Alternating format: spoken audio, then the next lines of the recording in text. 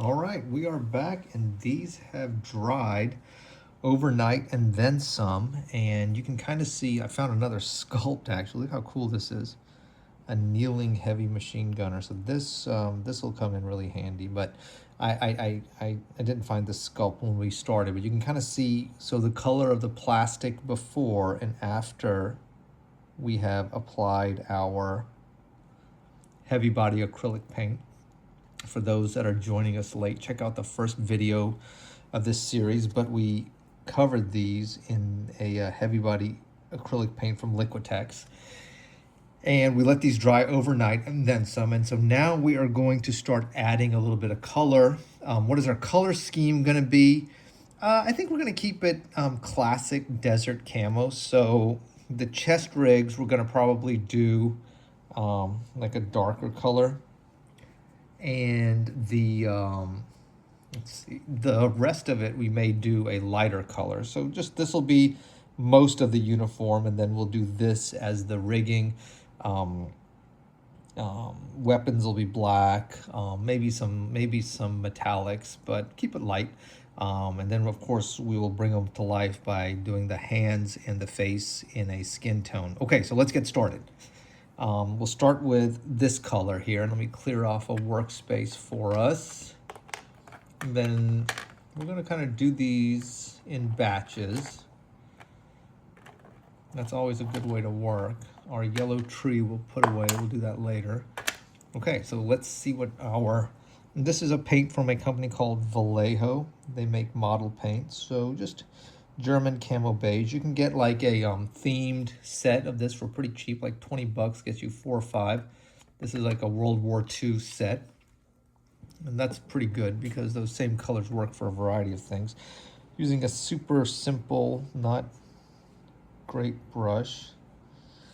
So let's see here. But a smaller brush than that big one that we started with. And let's just kind of start applying a little bit of the paint.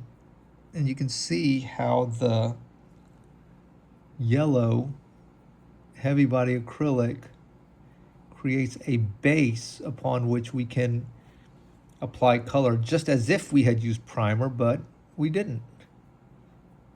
So we didn't use any aerosol, no primer,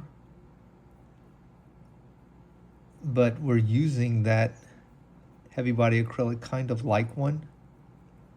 So these are just like base colors. We're just starting the process of getting some color on these really cool army men. And there's some knee pads here. See these knee pads? We may do something different with those. So let's see.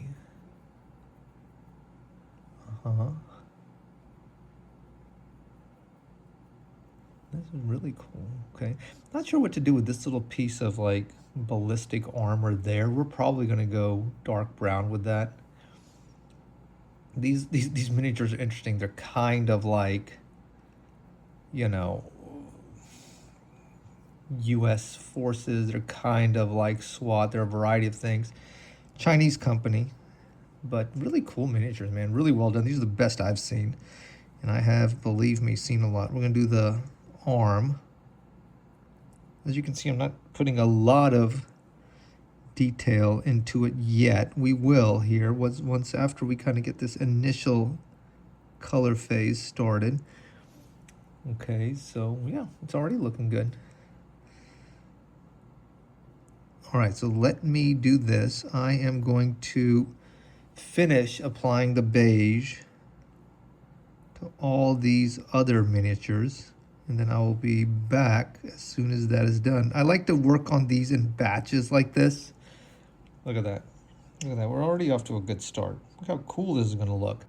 Okay, cool. Back. All right, so we applied the that camo beige to the arms, legs, and helmet of all of our soldiers.